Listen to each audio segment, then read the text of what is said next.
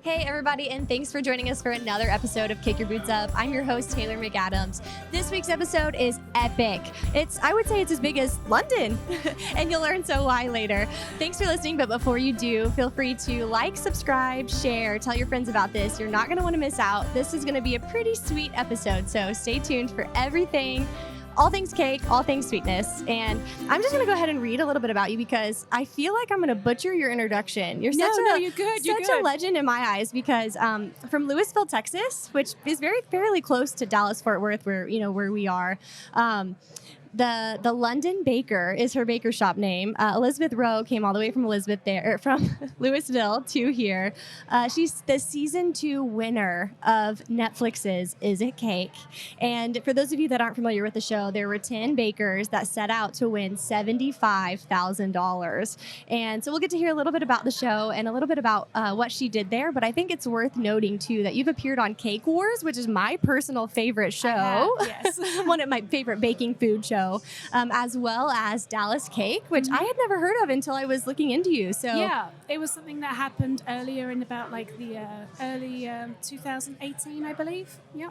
Wow. Okay, so there's so much to unpack there. But before we do, I want to start to get to know about you a little bit more. Right. So with that, how did you start baking? And like, did you just wake up one day and think, I'm going to be a baker? Were you a little girl? Were you 20? Tell us about it. So basically, I was looking for something to do in between picking what I wanted to do with my life. And so I decided, you know what, my favorite recipe and my favorite thing to eat is actually brownies. Ooh. I know, I love ooey gooey brownies. And so I actually had this recipe that I had adapted and people loved them so much. They were like, you know what, I want to buy these off of you. And they're like, you could sell these. And I was like, you know what, I think you're right. And so I was looking for other things I could sell. And at the time, I was actually in England and I was looking to bring American pies to the British people, the English people. They would love it. I know, right? But instead, I ended up coming to America and bringing a little taste of England with me. But that's actually how I got into baking, was through this awesome brownie recipe. Well, I love that. And I'm not sure if you can share this or not, but what's your secret to the best ooeyest, gooeyest brownies? Do you just wait until they're not quite done to take them out of the oven? So obviously, I can't give you all the secrets. No, you can't tell us your secret sauce. But I can tell you that it does have to do with the amount of real chocolate you put in there and the number of eggs and butter. Oh my goodness. So now you guys at home get to have a guessing game. Is it 12 eggs? Is it 2 eggs? We don't know. You'll have to try. You could have like a chocolate egg something for breakfast. That probably would be a disaster. And speaking of disasters, I mean, what is tell us about a time when something's gone wrong terribly. Like I see some of the shows where, you're crunched for time, you have a lot on hand and everything is just like caving in and then the cake starts to cave in. So is there a time, maybe not on TV but like sometime in your career that something went terribly wrong? I would say so far, touch wood, I'm pretty fortunate on at least having 19 years of experience. So by now, you kind of know what the limitations are with food. Now, I will tell you about one thing that did happen on a TV show that I was on, and I was working as a team, and we had done these 2 stained glass sugar windows, and one of them smashed. They literally was putting it in, and they didn't put enough, they didn't put enough adhesive in there. And just after about 10 minutes, we just heard smash. And obviously everyone panicked. There was nothing we could really do because there was no time to make another one. I think we ended up throwing some fondant over it and making it look like a curtain. And just like, the curtains are closed, that's all. You got super creative and artsy with it. You recovered so well. I commend you for that. Thank you. Yeah, honestly, what makes a good cake decorator is someone that can MacGyver their way out of something. So you have to multitask and be a good problem solver. You are very good at that, especially the cakes specifically that we've had you make. The first cake we had was a boot. We wanted to make it match. Obviously there's in a pair of boots, there's 2 feet, and we wanted you to make one of the feet and us to have the boot. And I have to tell you, I don't know that if anyone's told you, but someone actually that night, and you were here, so you might have seen it, came up and touched the cake. Did you see that? I did. What a tragic moment. And we found a TikTok later that poor girl did a video to explain what had happened. She was trying to like make some content and she completely she was like, is it full of sandbags? She thought the cake was full of sandbags. Oh, no, my goodness. But anyways, bless her heart. That's so cool. And along those same lines, like we had you make a boot. So obviously we told you what to make. Yes. But there's a lot of different times that you get creative freedom. So what do you pull your inspiration from? It depends on what the client wants. So, Okay. for example, like Justin's has so many awesome pieces because, yes, you're known for the amazing boots and everything that they do here, but, you've got the denim aspect. Oh, I yes. have an awesome jean jacket that has the Stitch Witch embroidered on it that I got from here. Yes. Because of the show, my nickname was the Stitch Witch because I'm known for the detailed stitching and making things look realistic when it comes to clothing and apparel and things like that. But then obviously, the hats and the denim and, the belts and the wallets, there were so many cool things that we just wanted to bring all of those aspects into the cake because you just couldn't choose one. And I have to say, the pair of boots that you had me make this time, we used for inspiration, my favorite. I absolutely love them. I can't get enough of them. I was like, I love looking at this picture again and again, looking at all the detail. Well, actually, you're no stranger to that type of roper style with lacing because you did it on the show. I have. I've done it many a time, including for another British TV show where they actually had me fly back to England and I had to make another boot with laces and fine detail and things like that. In fact, they're picking up a boot right now, right next to the cake. Does that make you stress a little bit? A little bit. I was like, is that the cake? I was like, is she touching the cake? You know, we have a sign that says, do not touch the cake. And how much do you want to bet that somebody actually is going to touch the cake absolutely. tonight? Yeah. We're going to find some fingerprints, I bet.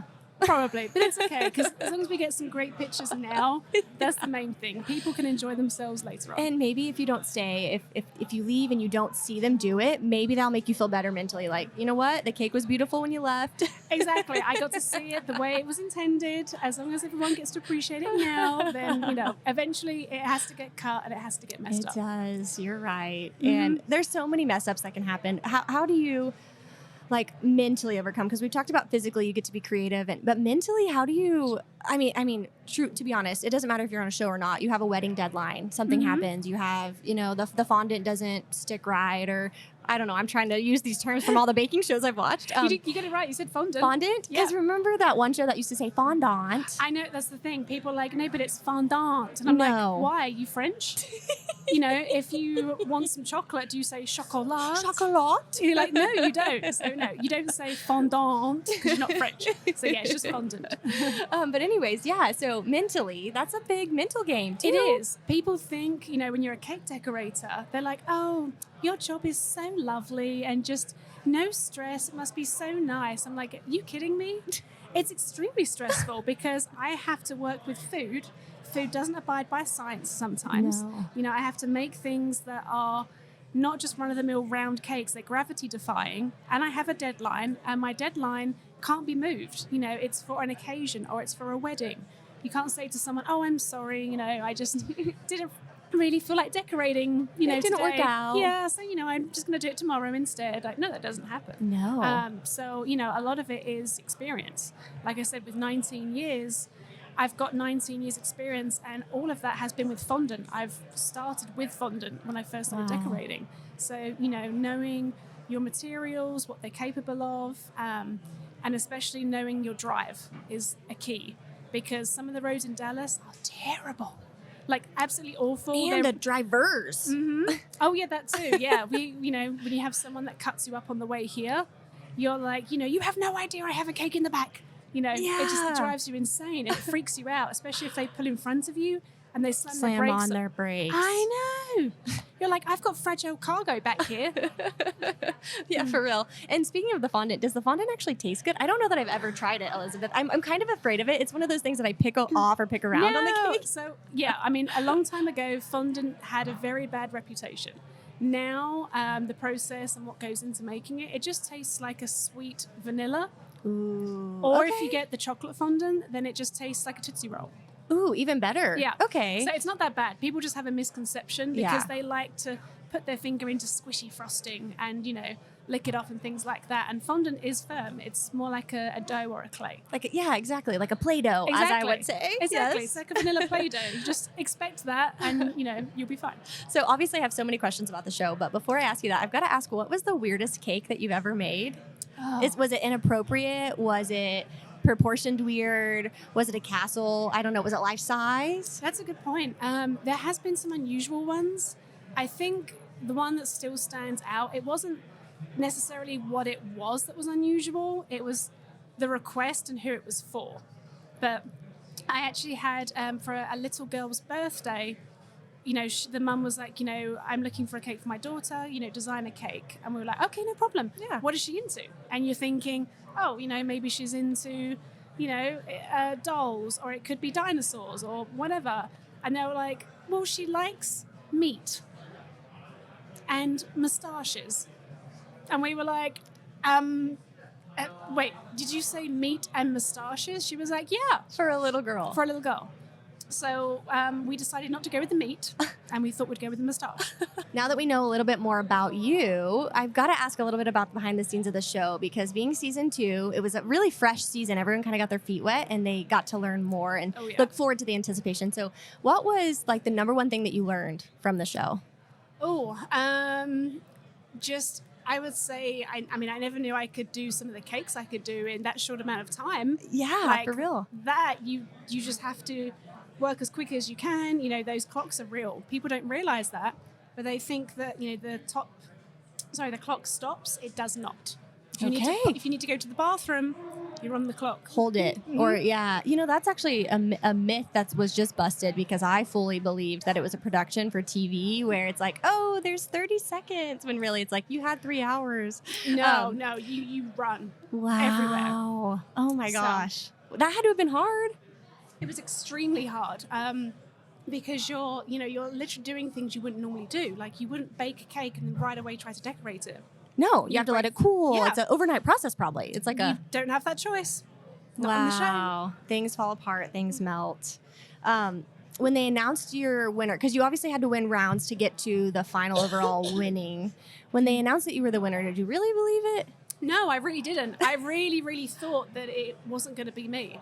I was like, I feel like I gave it a really good shot. I feel like I got to show people what I was capable of. I was like, but I don't think I'm that lucky. I don't think I'm going to win. Wow.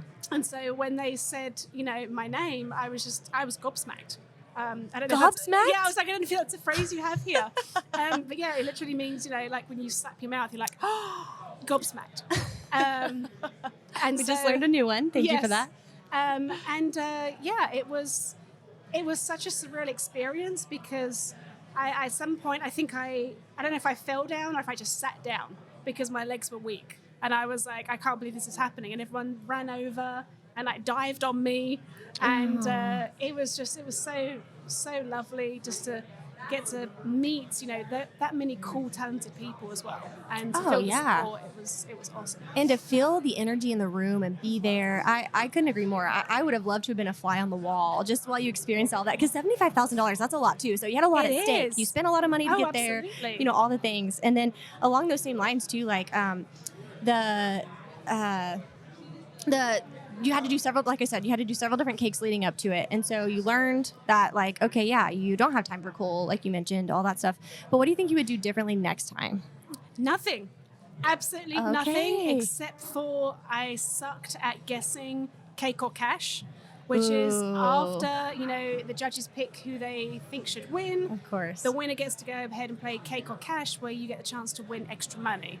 And everyone who watched the show knows that I am terrible at cake or cash. And so every single time I lost. I didn't get it even statistically. I should have gotten it out of just pure chance. Yeah. Nope. Of course. Nope. 50-50. You had it. Yeah. Nope. I failed every single time. But it's okay, because because I won it in the end came out anyway, on top. So it was fine. Yeah. Oh, yeah. So I wouldn't change anything, because, I won. Oh, yeah. So. and I wouldn't want that to change. No, not at all. And I read somewhere that you would love to be a judge one day for that show or for something else. So what would you look for if you were going to be a judge? Like, are you wanting someone for it to taste good and look good, or just look good? Or I mean, if I can make cakes that taste good and look good, then I think other people should be doing that too. 100%. Why would you aim for one or the other? You know. But yeah, I can't. I'm trying to think if I would be like a Gordon Ramsay kind of like British judge, or if I would be, you know, really, really nice. Would you be like Paula Abdul? Like, your outfit is great. You look beautiful, but your cake sucks. I think it'd be a little bit in between. It would be. It'd be like, oh, you know, like you tried really, really hard, and you know this bit was lovely, but you know, bless you. Maybe next time just stick to doing this instead. You know? So. Well, I love that. Then hopefully someone out there that gets to sit in front of you when you're the judge one day, because I'm going to speak it, will actually have some like sense of calmness because of that advice. And we're actually out of time for today, but I do have a question that I ask on every podcast. And the question is, what piece of advice would you give to someone in your field? So for instance, for you, someone who wants to take their baking career to the next level or even get started, what advice would you give them? Oh, I know it sounds a little bit silly, but honestly, try everything, even if it's not something that it says in the books to do. The best techniques and things you come up with are things when you've got no boundaries taught to you by rules and limitations. Like, I'm completely self-taught. Just have a go. Try to figure out the best way to do something without reading how someone else did it, because you might find a better way than they did. Well, I love that advice because that can transfer to life too. I'm going to take that advice in terms of like just living in the moment and appreciating everything and trying everything. And failure is not an option because it's okay to fail. You're fine. It is okay to fail. That's what life is about. It's about how you pick yourself up afterwards. You Definitely. can't win everything. No, so. I couldn't agree more. Well, Elizabeth, you have been delightful. Thank you so much for taking your time out of here. Thank you for pouring your heart into both the cakes that you've made now for Justin and our parties here that we have. And we wish you the best of luck in the future. And one day I hope to see you as a cake judge. Me too. I really hope so too. Thank you so much. You guys can find Elizabeth on social media at The London Baker. I really encourage you to check out some of her cakes. They're awesome. And she gives you like an inside look on what her perspective is in the process that she does. So check her out, cheer her on. Feel free to comment. Tell us what you liked. If you have any questions for Elizabeth, ask them there as well. Like, subscribe, share with your friends. Thank you for listening to the Kick Your Boots Up podcast. Thanks for joining us on Kick Your Boots Up. I'm your host, Taylor McAdams, and we can't wait to share the next story of the West. Until then, feel free to like, subscribe, and leave us a review. Follow us on social media at Justin Boots to keep up with our next episode. And we'll see you the next time you kick your boots up.